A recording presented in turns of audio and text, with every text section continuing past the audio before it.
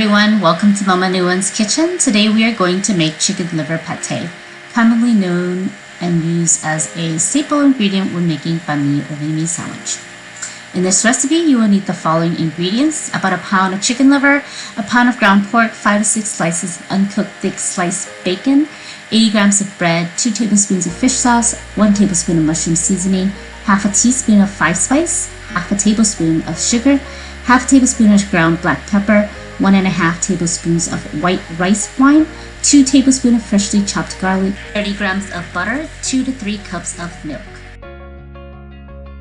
Before we begin, we want to make sure we clean the chicken liver really well by rubbing it with some salt for 1 to 2 minutes. Then you can rinse twice with water and strain. Momma Nguyen also likes to wash with a bit of apple cider vinegar or regular vinegar should work too. I'm going to rinse that with water and strain. If you bought liver that comes with hearts, you want to separate the hearts from the liver. You can save the hearts for another dish. Place the liver in a bowl and soak the liver with 1 to 2 cups of milk for 30 minutes.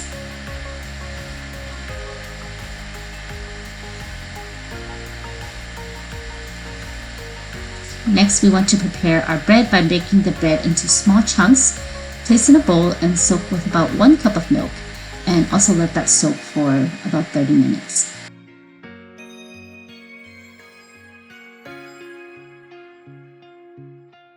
After the liver has been soaking for about 30 minutes, you'll want to rinse off any milk from the liver. Make sure you rinse it until the water is clear and strain.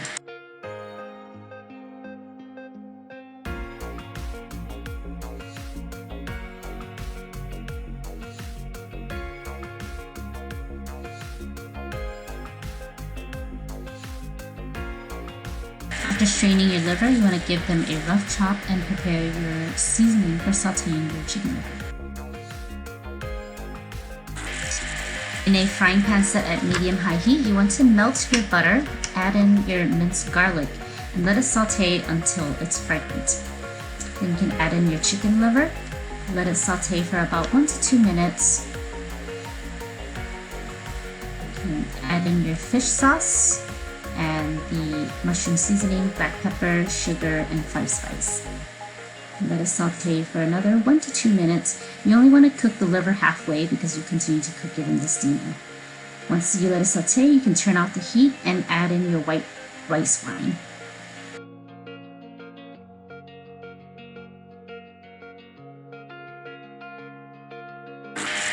In this recipe, my mom likes to use 20% fat and 80% lean ground pork, but if you want it more creamier, you can blend in a little bit of pork fat, which is what my mom did here before adding your chicken liver into blend. This will add a little bit more creaminess to your pâté. About halfway through blending, you want to add in your bread that's been soaking in milk. You want to strain the bread a little bit if it's too soggy to prevent your pâté from getting soggy. Continue to blend until you get the right consistency that you like. And now you want to mix in your pâté slurry with your ground pork. In a big bowl, you want to pour in the pâté slurry into your ground pork and start mixing with a spatula, or I recommend using your hand for an even mix. And now let's prepare to steam our pâté. You want to make sure you find a dish that is about 2 inches deep and that can fit into your steamer. You want to layer your dish with some sliced bacon, about 5 to 6 slices depending on how big your dish is.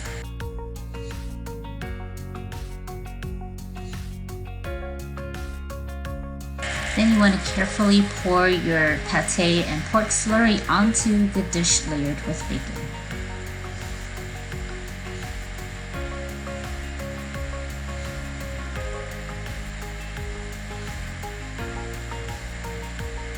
You can give it a little jiggle and maybe a few taps to remove any air pockets. You can also use a spatula to smoothen out the top. Now let's prepare for steaming. You'll need to steam for about 2 to 2.5 hours, so make sure you have enough water in your steamer. Momma Nguyen recommends using a pot like this where you can hold plenty of water on the bottom. And on the top, you want to make sure you have holes so that the steam can come through. Before you plate your dish into the steamer, make sure you cover it with a sheet of foil to prevent the steam water from dripping back into your pâté. You can steam for about 2 to 2.5 hours. Time may vary depending on how thick your dish is. You can check by simply poking a toothpick or a chopstick into your pâté, and when it comes out clean, then you're done. You can remove it from the steamer and let it cool uncovered. Once it's been cooling for about 2 hours, you can either flip the pâté over onto a plate and serve, or keep it in the container and refrigerate. You can eat the pâté over rice with a fried egg, or you can make your banh mi pâté sandwich. Stay tuned for our next video on how to make the pickled radish and carrots. Thank you guys so much for watching Momma Nguyen's Kitchen. Please subscribe and leave a comment and tell us what recipes you would like Momma Nguyen to share. See you next time!